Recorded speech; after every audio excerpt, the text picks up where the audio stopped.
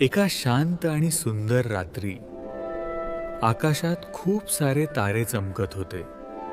त्यात एक छोटासा तारा होता. चिंकू खूप गोड होता, पण तो नेहमी विचार करायचा, मी एवढा छोटा का आहे.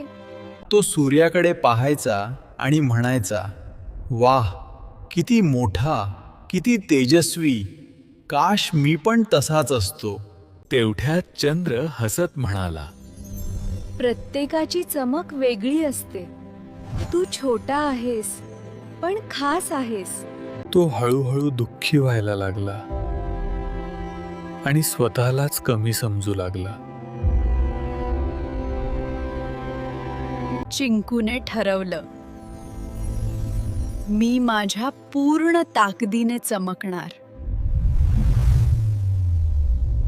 तो मनापासून चमकू लागला आणि हळूहळू त्याचा प्रकाश वाढत गेला. एक दिवस त्याची चमक इतकी सुंदर झाली की लोक त्याला पाहून विश मागू लागले. चिंकू हसला, कारण त्याला समजलं होतं, मोठं होणं महत्वाचं नाही, स्वतःसारखं चमकणं महत्वाचं आहे.